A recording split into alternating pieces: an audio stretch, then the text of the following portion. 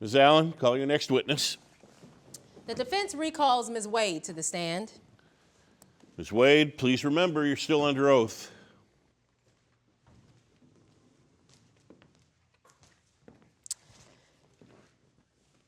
Ms. Wade, I don't like talking about race. Leads to too many disagreements and misunderstandings. Don't like it coming up in trials because it has a way of making the jury take its eye off the ball. You, Ms. Wade, brought race into this case. Now, I wasn't surprised that you talked about growing up black and tried to connect that dot to Mr. Golden. I mean, certainly as a black woman in America, I can relate to the accusations when something goes missing. Must be the black person that took it. But you and I both know that sometimes when something does go missing, the black person did take it. Isn't that right? Yes, it is. Of course it is.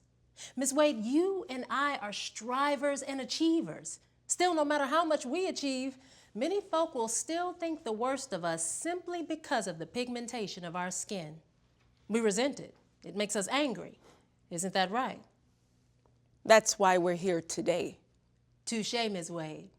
That's why you're here today. You know how you talked about the look? You said that with the success of your business, you stopped noticing the look. But I just want to clarify something. Did you stop seeing the look? Or did you continue to see it and it just didn't bother you anymore? Ms. Allen, you always see it. It just didn't bother me as much. Thank you, Ms. Wade. That's an important distinction. Very important to this case. So here's a question for you. Did you know that there's no blood test that could tell a person's race? Did you know that, Ms. Wade? Yes, I'm aware of that. Biologically, we're all equal. When you get right down to it, race is just an artificial construct. I mean, obviously, historically, it hasn't meant equal treatment, has it? No. Now, Mr. Golden never made a racial comment to you, did he? No, he didn't. Good. I want to be clear about that. You know, inferences aren't facts, Ms. Wade. It's not a rhetorical question.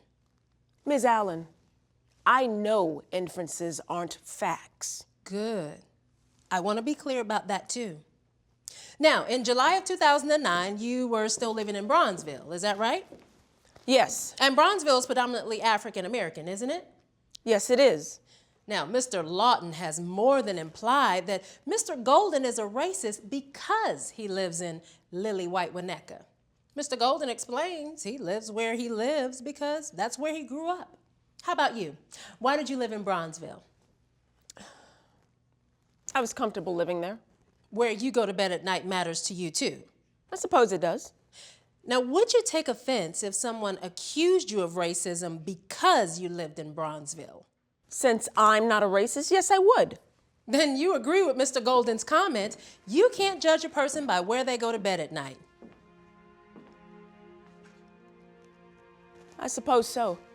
Yet here we are today, you suing Mr. Golden for defamation.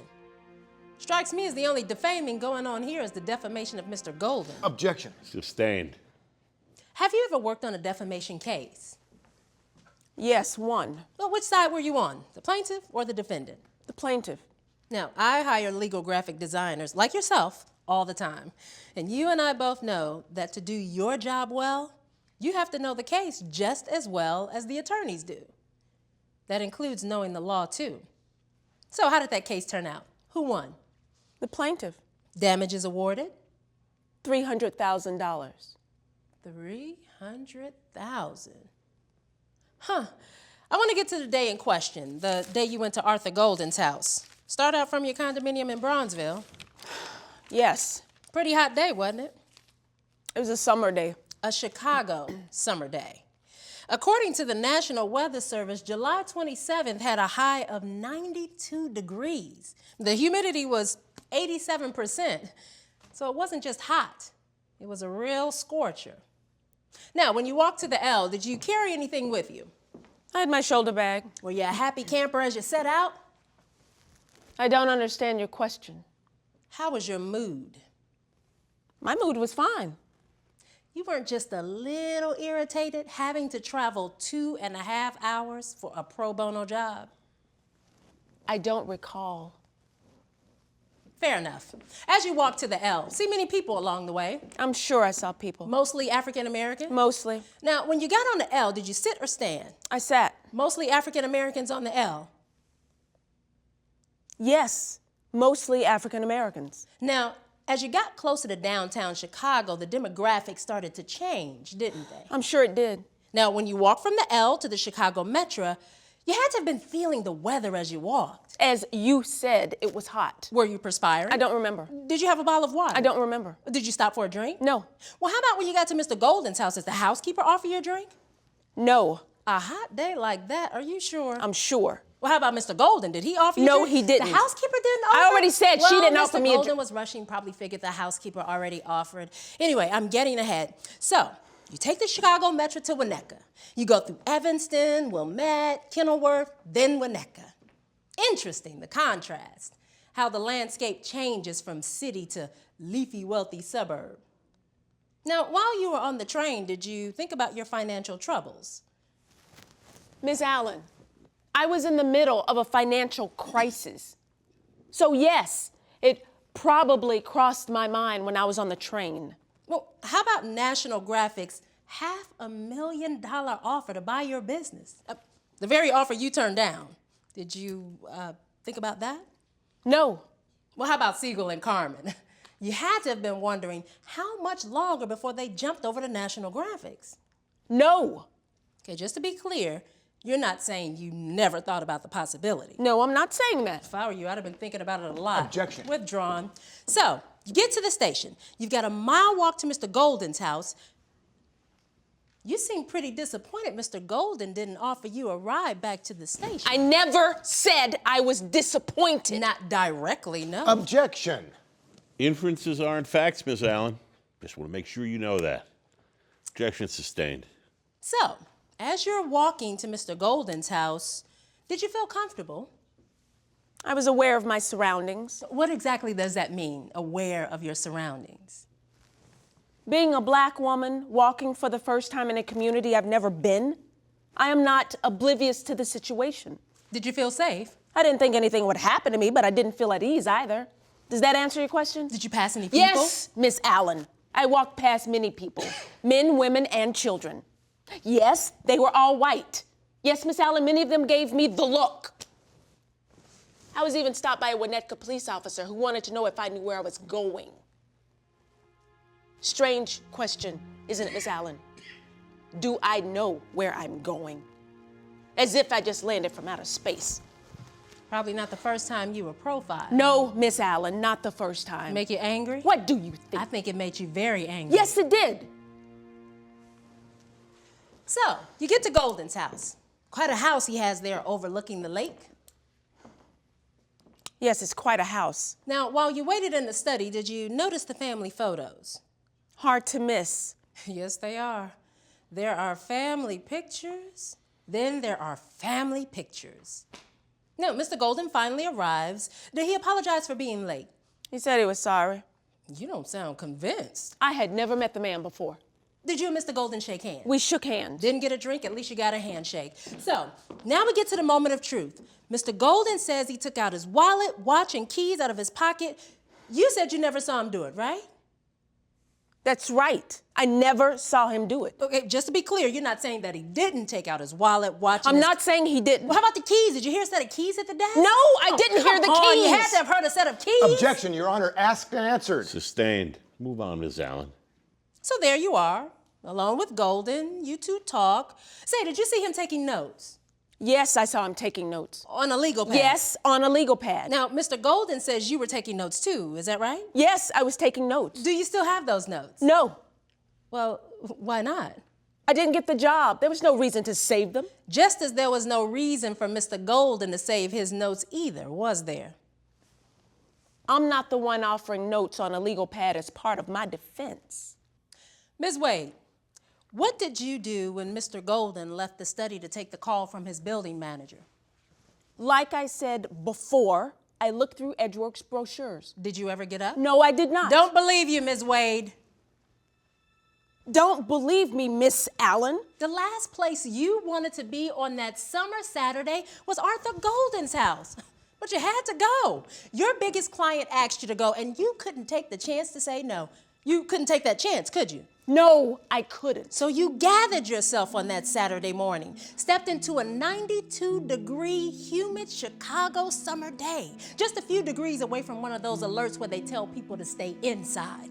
All the thoughts are racing through your mind. Would you have to shutter the business? How are you going to pay back all that debt? What were you going to live on? Would you be able to keep your condo? Probably did the math on that one and knew that the answer was no. Had you done the math? Yes, I had done the math. What could you do about any of it? I mean, the tanking economy, National Graphics, I mean, their prices are a third less than yours, and I bet you couldn't believe this was all happening, especially to you, Miss Wade, a proud black woman. How could a life come undone so fast? And then you're on the damn train to Winnetka, the land of the haves and have-a-lots. Getting the look each time you pass someone, getting stopped by the Winnetka police to be asked, do you know where you're going? How thirsty you must have been. How insulted you were that you weren't offered a drink. Worse, how angry you were at yourself that you didn't have enough self-confidence to ask for a glass of water. How unimportant Mr. Golden made you feel by showing up late. You got that right. Your Honor, is this going anywhere? Sounds like the pot calling the kettle, Mr. Lawton. You had your say, Ms. Allen's going to get hers. Then Golden tells you about the theater built for his son, who probably never had to pay for a roof over his head. And here you are, battling to keep a roof over your own head. I mean, you had fought your entire life to find peace, and now it was all coming undone. Sitting there listening to Golden go on and on. I mean, what an internal fight it must have been not to explode. Then Golden gets this call and disappears. So little respect to you. No, Miss Wade, you didn't stay in your chair. You couldn't have. Your world was imploding. You were ready to jump up out of your skin. So you stood up, you walked around that room. Everywhere you turned, you were mocked. Photos of Golden and his family in Paris and London and Rome, places you had never been and only dreamed of being. How long was he gonna be on that damn call? The pressure was building. You needed a release, something that would take the pain away, something that would make you feel like you had power again. So you decided to do something that you never thought you'd do when you woke up that morning. You decided to steal something, didn't you, Ms. Wade? No, I did not. Of course you did. But it couldn't have just been anything. It had to be something that was personal. That's why you didn't steal the wallet. Wallets can be replaced. Contents of wallets can be replaced. But a watch is personal. So that's how you re-empowered yourself. That's how you released the pressure. You stole the watch. Isn't that right, Ms. Wade? No, that isn't right.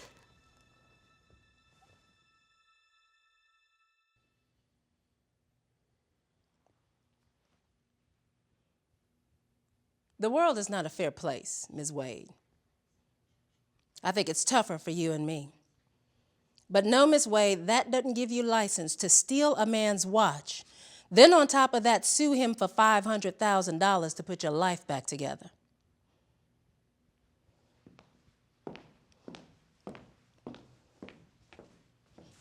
No further questions. The defense rests. I've made a couple of decisions. The first one isn't that significant. Well, some of you may think so. I've been doing this a long time. Believe me, it's not. Go ahead, Ms. Wade, you can step down.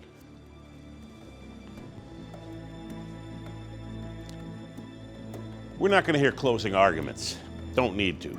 We've heard everything pertinent in this case. Second decision. I'm not going to adjudicate the matter of Wade v. Golden. You are.